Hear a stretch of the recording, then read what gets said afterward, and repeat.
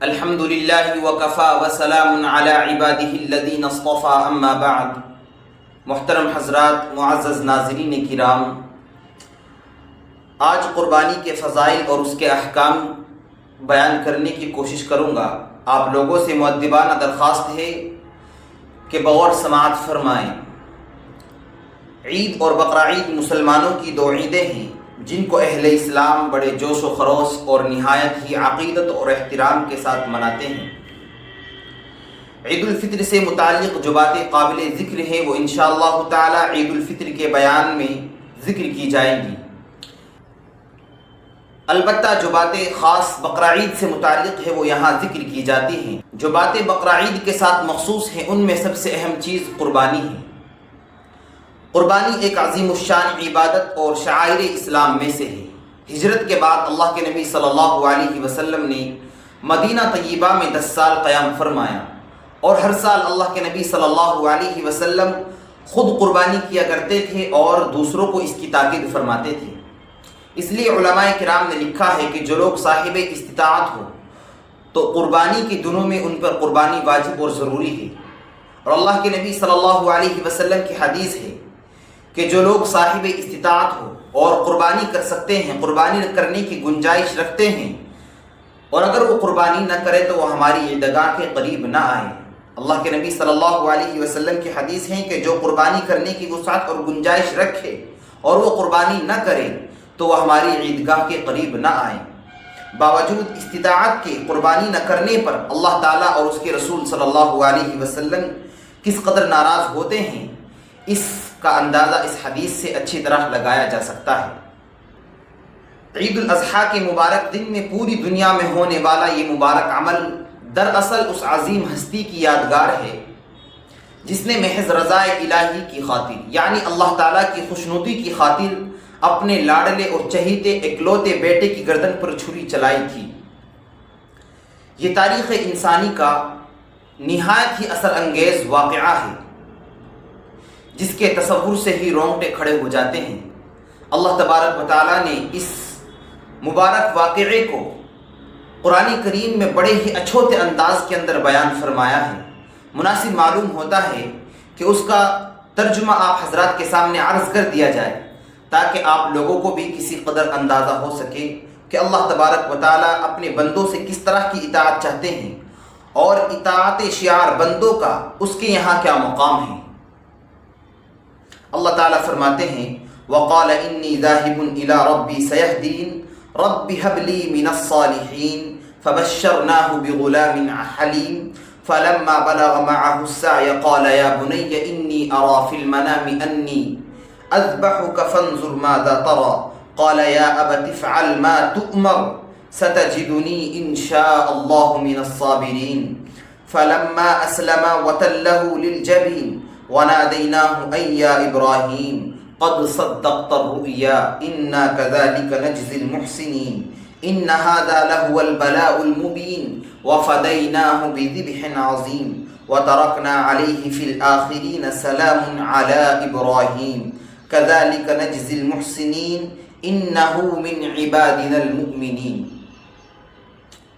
ترجمہ ملاحظہ فرمائیں۔ اور حضرت ابراہیم علیہ السلام نے کہا میں اپنے رب کی طرف سے جاتا ہوں، وہ مجھے راہ دکھائے گا، اور یہ دعا کی اے میرے رب مجھ کو نیک فرزند عطا فرمائیے۔ سو ہم نے ان کو ایک متحمل مزاج، قوت برداشت رکھنے والے بیٹے کی بشارت سنائی۔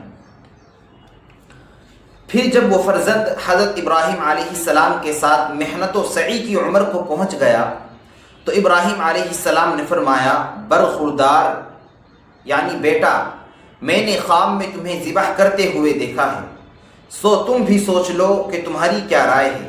وہ بولا ابا جان دیر کیا ہے، آپ کو جو حکم ہوا ہے آپ اسے کر ڈالیے، انشاءاللہ آپ مجھے صبر کرنے والوں میں سے پائیں گے۔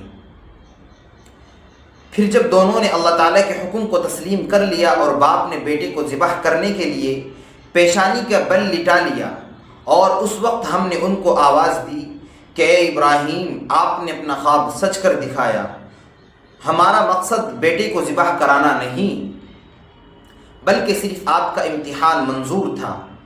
سو اس میں آپ پورے کامیاب ہوئے۔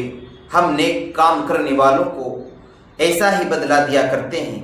یقیناً یہ بہت بڑا امتحان تھا اور اس کے عوض ہم نے ایک بڑا ذبیحہ دے دیا، اور ہم نے بعد میں آنے والوں میں یہ بات ان کے لیے باقی رکھی۔ حضرت ابراہیم علیہ السلام پر سلام ہو، ہم مخلص بندوں کو ایسا ہی صلہ دیا کرتے ہیں۔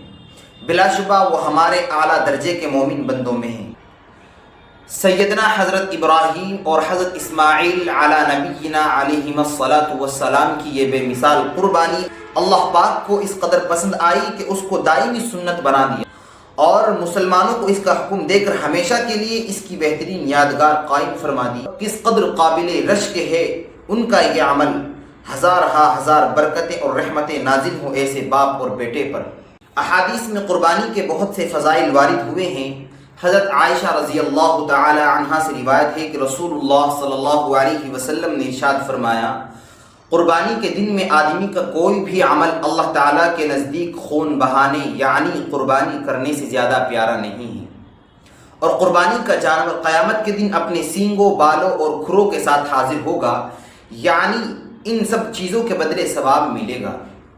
اور قربانی کا خون زمین پر گرنے سے پہلے اللہ تعالیٰ کے دربار میں قبولیت کا مقام حاصل کر لیتا ہے، لہذا خوش دلی سے قربانی کیا کرو اور مال خرچ ہونے پر جی برا مت کیا کرو۔ حضرت زید بن ارقم رضی اللہ عنہ سے روایت ہے کہ صحابہ کرام رضوان اللہ تعالی علیہم اجمعین نے پوچھا، یا رسول اللہ صلی اللہ علیہ وسلم یہ قربانی کیا چیز ہے؟ تو آپ صلی اللہ علیہ وسلم نے ارشاد فرمایا، یہ تمہارے باپ حضرت ابراہیم علیہ السلام کی سنت ہے۔ صحابہ کرام نے عرض کیا، یا رسول اللہ ہم کو اس میں کیا ملتا ہے؟ تو آپ صلی اللہ علیہ وسلم نے ارشاد فرمایا، ہر بال کے بدلے ایک نیکی۔ صحابہ کرام نے پھر عرض کیا، یا رسول اللہ اگر اون والا جانور ہو؟ تو آپ صلی اللہ علیہ وسلم نے ارشاد فرمایا، اون والے جانور کے ہر بال کے بدلے بھی ایک نیکی ملے گی۔ اس سے بڑھ کر قربانی کا اور کیا ثواب ہو سکتا ہے کہ ایک قربانی کرنے سے ہزاروں نہیں بلکہ لاکھوں کروڑوں نیکیاں مل جاتی ہیں۔ اس لیے اگر کسی پر قربانی واجب نہ بھی ہو تب بھی اس کو ہمت سے کام لے کر قربانی کرنی چاہیے، تاکہ قربانی کے فضائل و برکات اس کو حاصل ہو۔ ان ایام کے گزر جانے کے بعد یہ دولت پھر کہاں نصیب ہوتی ہے۔ اسی طرح جو لوگ مالدار اور صاحب استطاعت ہیں ان کو چاہیے کہ اپنی واجب قربانی کے علاوہ بھی اپنے مرحوم ماں باپ، رشتہ داروں کی طرف سے قربانی کیا کریں، تاکہ ان کو بھی قربانی کا اجر و ثواب حاصل ہوتا رہے۔ اسی طرح ہو سکے تو اللہ کے نبی صلی اللہ علیہ وسلم کی طرف سے بھی قربانی کا حصہ کر دیا کریں، یہ بھی انشاءاللہ بڑے اجر و ثواب کا حامل ہوگا۔ اللہ تبارک و تعالی ہم سب کو عمل کرنے کی توفیق عطا فرمائے۔